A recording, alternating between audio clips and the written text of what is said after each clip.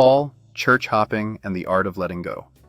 You know, if Paul were alive today, I sometimes wonder, would we have allowed him to do ministry the way he did? Here's a man who spent 18 months in Corinth, 3 years in Ephesus, a short season in Thessalonica, and then he moved on. Handed the church over, wrote a few letters, and trusted the Spirit to take over. Now picture this in 2025. Paul plants a church in Lagos, stays for 2 years, moves to Accra, but people keep him in 15 WhatsApp groups. Brother Paul, please join us for midweek Bible study on Zoom. Paul, the choir is fighting again. Can you just quickly resolve it? Paul, don't forget to preach for us next Sunday online. Would Paul have been able to write letters, travel, and plant new works if he were stuck managing the old ones online? Paul's method of ministry. Paul's mission was very clear. Plant, equip, release, move forward. He understood seasons. His assignment was not indefinite babysitting, but kingdom expansion. In Acts 20:31, he says to the Ephesian elders, "For 3 years I never stopped warning each of you night and day with tears." 3 years of intensity, love, teaching, equipping, and then he left. Here's the remarkable part. Paul actually let go. He trusted God and the leaders he had trained. He wrote letters, yes, but not daily micromanagement. He believed that what he had planted was enough seed for the Spirit to grow. Storytelling parallel. Work life. I once met someone who left their workplace after 7 years.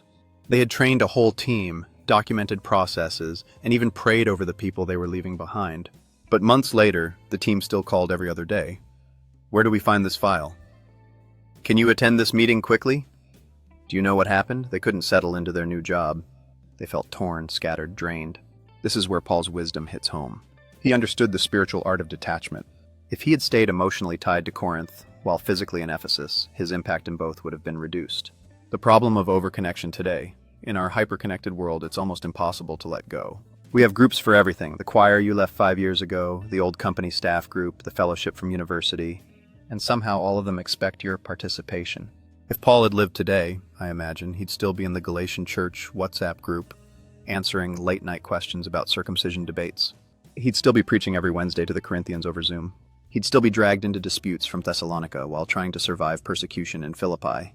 At some point, he would have burned out or delayed the gospel reaching Europe entirely.